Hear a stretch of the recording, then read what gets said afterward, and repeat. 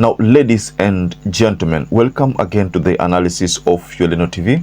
I hope you well from wherever you watch this channel. Now, it's said that when you want to write the history of Kenya, or rather when history is written, the name Tony Gachoka cannot miss. The history is incomplete if Tony Gachoka's name is not featured, especially the history surrounding the Constitution of the Republic of Kenya, the writing of the Constitution of the Republic of Kenya. In fact, it was because of the letter of ODM that the ICC proceedings went ahead without objection from Mwai Kibaki. And in fact, a sitting president had to resign from office or retire from office for the period of the trial. Late Charles Jonjo and Tony Gachoka were the only people who stood with Baba. I find it very sad that every time there is a discussion that has to do with the national ethos, about the Bill of Rights, people want to talk about ethnicity. As far as I'm concerned, I will stand and die on my sword as a Kenyan who has always stood for this nation. Tony Gachoka played a critical role in the constitution making, the 2010 constitution. Now, if you look at the politics of the opposition, Tony Gachoka's name must always feature. Now, perhaps you're wondering why I'm bringing Tony Gachoka on board. There was an interview at TV47. In this interview, Peter KALUMA was one of those people who were invited as the guest there. Of course, there were other invited guests, but my focus is on Peter KALUMA and Tony Gachoka, because Peter KALUMA brought the politics of tribal card. So that matter did not sit well with Tony Gachoka, because if you look at the history of Tony Gachoka, you find that Tony Gachoka has time and time claimed that he has never voted for a Kikuyu president.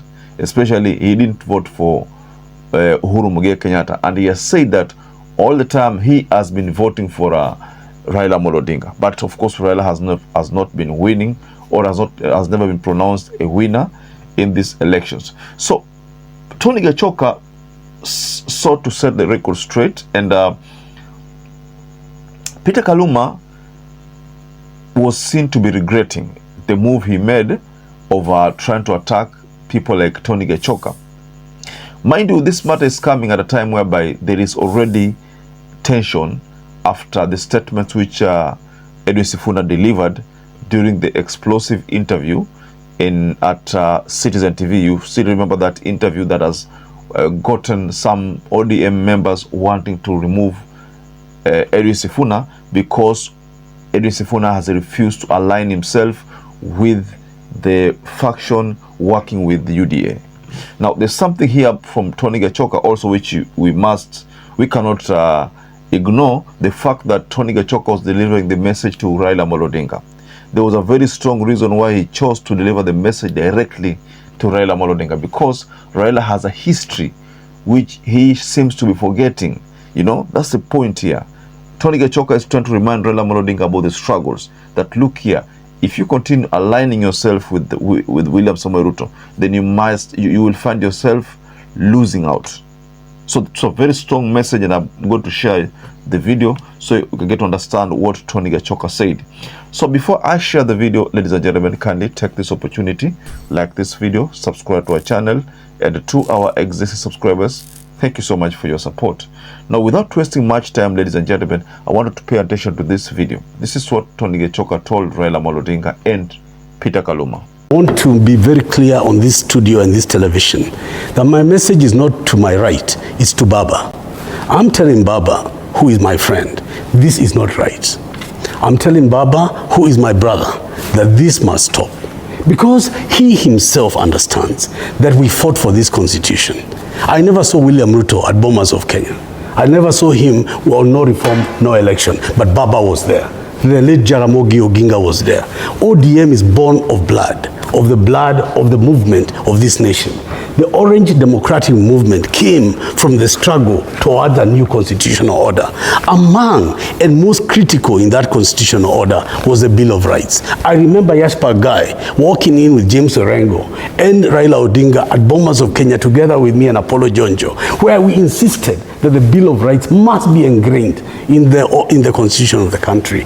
The Bill of Rights is an integral part of Kenya's democratic state and is a framework for socio-economic and cultural policies. I want to also say this, and I want to say this to the young people. The young people and those people who stood out in order to protest against this government did not do so because they had nothing else to do. What happened was it started incrementally. Why? Because after elections and a disputed electoral process, the government of Kenya Kwanza was sworn in as a minority government, simply because they didn't have the numbers in parliament. In order to defeat Azimio la Umoja, who had won the majority of MPs and senators, they started buying people from the opposition in order that they could tilt the scales against the will of the people exercised in a democratic election. Since that time, William Ruto has gathered pieces of silver and an appetite to buy everybody in the opposition that he can in order to defeat the electoral processes that were elected to have a government and an opposition. And the reason this constitution creates a multi-party democracy is because the opposition is meant to oppose the government of the day in order that people get a better government. My problem with the ODM decision of broad-based government is not about the policies or the economics. It's because there is no policeman, there is no watchdog in Parliament or in the Senate that can be able to hold to account the government for the people. And that is a constitutional nightmare, because once the people have done an election after 5 years, they have nothing else other than a recall of MPs or waiting for the next general election. So I want to say to the young people of this nation who are protesting against the broad-based government that you are right under the law, you are right under the Bill of Rights. But as William Shakespeare says, you know, a coward just dies once. So if death must be the price, it's not going to be the first time. Tom Mboya, yes. Degama Pinto, Awins Kode, there have been so many gallant sons of this nation, Robert Ouko, and many who have shed blood in order that this country becomes accountable to the rule of law and better governance, the killing of corruption and so forth. So let there be a Rex Masai. So yes, let there be another person from another place. But let this not descend that all of a sudden there is one part of Mount Kenya against the nation because young people are rising up. Let us say first of all that any killing of any young person, any abduction of any young person is immoral, it is wrong, it is unlawful, it's unconstitutional. If we begin to agree that there are certain basic rights and wrongs, that there are certain things which we must uphold, the dignity of how we live with each other, that dignity is what is going to allow us to be able to aspire to take this country further. So I want to end by saying, you know, Frank Fanon said this about generations, that every generation must fulfill its promise. And I'm happy to hear senior lawyer Wamugeni and Kaluma went to Nairobi University. I was in Europe and went so on. But we have had our time.